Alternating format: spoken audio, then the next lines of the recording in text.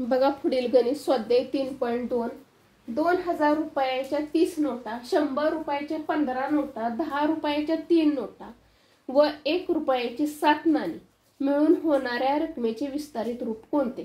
तर आता या ठिकाणी आपल्याला काय सांगितलंय, 2000च्या 30 नोटा, म्हणून यांचा काय करूया आपण, गुणाकार करूया. 2000 गुणुले 30. आता या ठिकाणी गुणाकार कसा करायचा, जेवढे शून्य आहेत ते शून्य आहे असेच मांडून घ्यायचे. 1 2 3 4 4 शून्य आहे असेच मांडून घ्यायचे. 1 2 3 आणि 4 3 दुनी 6 झाले 60,000. त्याच्यानंतर पुढे काय सांगितलंय, 100 रुपयाच्या 15 नोटा, 100 रुपयाच्या 15 नोटा म्हणून त्यांचा गुणाकार शून्य आहे असेच मांडून घ्यायचे. 15 एके 15 झाले 1,500 रुपये. त्याच्यानंतर 10 रुपयाचे 3 नोटा, 10 गुणुले 3. आता हा शून्य आहे असं देऊन घ्यायचा. 3 एके 3 झाले 30. त्याच्यानंतर काय सांगितलं, 1 रुपयाची 7 नाणी, 1 गुणुले 7 मग 7 एके 7. अशा पद्धतीने ज्या ठिकाणी विस्तारित रूप असेल ते उत्तर आपलं काय येणार आहे, तर बरोबर येणार आहे. आता या ठिकाणी बघा इथं 60,000, तर याही पर्यायामध्ये काय 60,000 आहे. परत ह्या 1,500ची फोड केली, या ठिकाणी 1,000 आणि या ठिकाणी 500 दिलेले आहे आणि या ठिकाणी 30 आणि 7. अशा पद्धतीने हे उत्तर बरोबर आहे. पण आपण पुढील पर्यायाचा देखील विचार करूया. या ठिकाणी 6,000 सांगितले, त्यामुळे या ठिकाणी अजून काय पाहिजे होता, 1 शून्य पाहिजे होता, त्यामुळे हे उत्तर काय येणार नाही. त्याच्यानंतर या ठिकाणी पण 6,000च दिलंय, त्यामुळं हाही पर्याय नाही. आणि पर्याय क्रमांक 4 या ठिकाणी तर 60 15 3 7 दिलाय, हाही पर्याय नाही. आपल्या पर्यायामध्ये 60,000 प्लस 1,000 प्लस 500 प्लस 30 आणि प्लस 7 असा पर्याय असणं गरजेचं आहे. म्हणून पर्याय क्रमांक 1 हे काय, तर उत्तर बरोबर आहे. बघा पुढील गणित, 2.5 लाख ही संख्या विस्तारित रूपात कशी लिहाल? तर या ठिकाणी आपल्याला विस्तारित रूप दिलंय. आता आपण या ठिकाणी 2.5 लाख आपली किंमत येते का हे बघायचंय. या ठिकाणी 2 गुणुले 10,000 करून बघायचं. आता हा गुणाकार करत असताना काय करायचं, आधी शून्य मांडून घ्यायचे. 1 2 3 4 1 2 3 आणि 4 आणि बेक 3 संख्येनंतर स्वल्पविराम झाले 20,000 अधिक या ठिकाणी किती शून्य आहेत, 1 2 3 आणि 4 आहे असे 4 शून्य मांडून घ्यायचे आणि 5 एके 5 झाले 50,000 अधिक या ठिकाणी किती शून्य आहेत, 1 2 3 3 शून्य आहे असेच मांडून घ्यायचे आणि 1 गुणुले 1 केल्यानंतर काय येतं, तर 1च येतं. आता या सर्वांची काय करायची, तर बेरीज करायची. 20,000 अधिक 50,000 अधिक 1,000 मग यांची बेरीज किती होणार, तर 71,000 होणार. त्यामुळे पर्याय क्रमांक 1 हे काय होत नाही, आपलं उत्तर येत नाही. त्याच्यानंतर आता आपण दुसरा पर्याय बघूया. या ठिकाणी देखील या दोन्हींचा काय करायचा आहे, गुणाकार करायचा आहे. या ठिकाणी किती शून्य आहेत, 1 2 3 4 आणि 5 5 शून्य आहे असेच मांडून घ्यायचे आणि बेके बे. या ठिकाणी किती झाले, तर 2 लाख झाले. अधिकचं चिन्ह आहे असंच घ्यायचं मांडून. त्याच्यानंतर पुढे किती शून्य आहेत, 1 2 3 4 हे 4 शून्य आहे असेच मांडून घ्यायचे आणि बेके बे. किती झाले, यांच्या 20,000 झाले. 2चा आणि ह्या 10,000चा गुणाकार केल्यानंतर 20,000 झाले. त्याच्यानंतर अधिकचं चिन्ह आहे असंच देऊन घ्यायचं.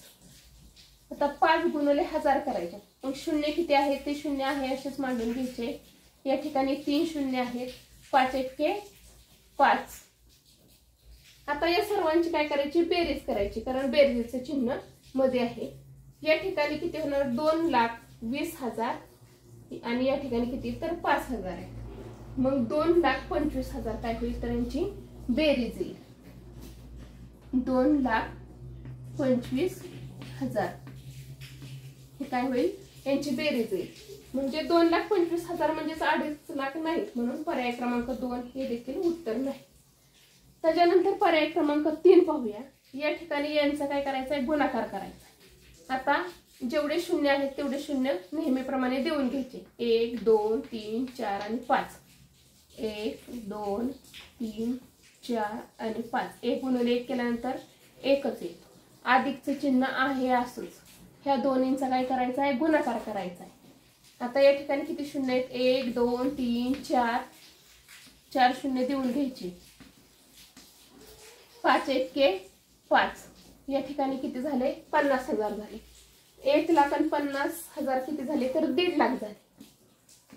1,50,000 म्हणजेच पर्याय क्रमांक 3 हे देखील उत्तर नाही. आता या ठिकाणी बघूया, या दोन्हींचा गुणाकार करायचा. आता जेवढे शून्य आहेत तेवढे शून्य मांडून घ्यायचे. 1 2 3 4 आणि 5.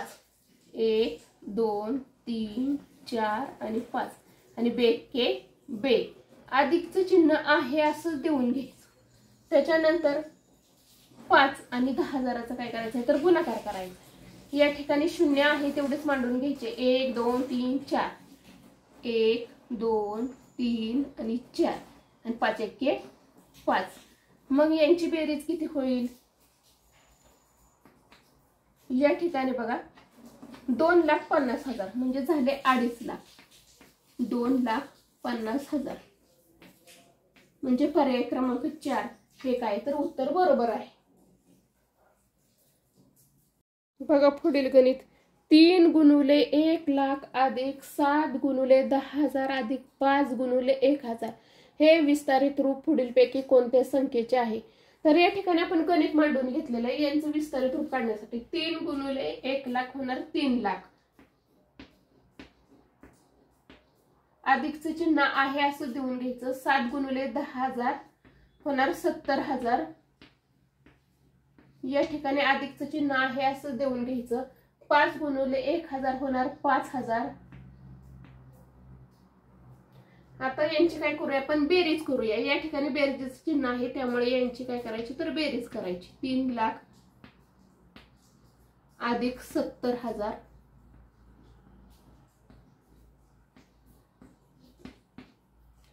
अधिक 5,000 शून्य शून्य शून्य शून्य शून्यचा शून्य, या ठिकाणी 5, या ठिकाणी 7 आणि या ठिकाणी 3. मग काय येणार 3,75,000. आता 3,75,000 या ठिकाणी पर्याय काय 2.5 लाख आहे त्यामुळे पर्याय क्रमांक 1 नाही. या ठिकाणी 2.25 लाख आहे. 2.25 लाख म्हणजे पर्याय 2 ही नाही. या ठिकाणी 4.25 लाख आहे. आता 4.25 लाख हा काय तर पर्याय बरोबर आहे. म्हणजेच 3,75,000 म्हणजेच किती तर 4.25 लाख. आणि पुढील पर्याय आपण बघण्याची गरज नाहीये. 3.25 लाख रुपये आहे. बघा पुढील गणित. 5,45,035 या संख्येमधील दशहजार स्थानी असलेल्या अंकाची स्थानिक किंमत व दशक स्थानी असलेल्या अंकाची स्थानिक किंमत यातील फरक किती. या ठिकाणी आपल्याला दशहजार स्थानी असलेल्या अंकाची स्थानिक किंमत विचारली. मग बघूया एकक, दशक, शतक, हजार आणि दशहजार. दशहजार स्थानी कोणता अंक आहे तर 4 अंक आहे. मग त्याच्या पुढे किती अंक आहे तेवढे शून्य देऊन घ्यायचे. 1 2 3 आणि 4. 4 शून्य देऊन घ्यायची. निघाली 10,000 स्थानच्या अंकाची किंमत किती झाली तर 40,000 झाली. त्याच्यानंतर पुढे काय सांगितलंय, दशक स्थानी असलेल्या अंकाची स्थानिक किंमत. आता दशक स्थानी कोणता अंक आहे तर 3 आहे. 3 ची स्थानिक किंमत किती येणार आहे 30 येणार आहे. आता यांच्यातील काय विचारलंय, फरक विचारलाय. फरक विचारलाय त्यामुळे काय करायचं तर आपण वजाबाकी करायची. आता शून्यातून शून्य गेला, शून्य राहिला. आता शून्यातून 3 जात नाहीत म्हणून या ठिकाणी शून्य आहे असाच घ्यायचा. या ठिकाणी ह्या घराकडून 1 घेतलाय त्यामुळे झाले 10. या ठिकाणी होतील 9. या ठिकाणी देखील होतील 9. 4च्या जागी होतील 3. आधी वरची संख्या मांडून घ्यायची.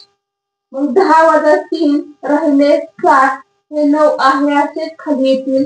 हे 9 देखील आहे असेच खाली येतील आणि या ठिकाणी 3 येतील. आता या ठिकाणी 39,970 हे काय होईल, या प्रश्नाचं उत्तर लिहिलं म्हणजे पर्याय क्रमांक 3 हे काय तर या गणिताचे उत्तर आहे. म्हणजे यांच्यातील फरक किती आलाय तर 39,970 होय. बघा पुढील गणित. 35,35,353 या संख्येतील अधोरेखित अंकाच्या स्थानिक किमतीतील फरक किती. या ठिकाणी आपल्याला 5 आणि 3 या अंकाखाली काय केले तर अधोरेखित केलेलं आहे. 5 आहे असेच आपण लिहून घेऊया. याच्या पुढे किती अंक आहेत तेवढे मोजून घेऊया. 1 2 3 4 आणि 5 5 शून्य देऊन घेऊया. झाली 5 लाख.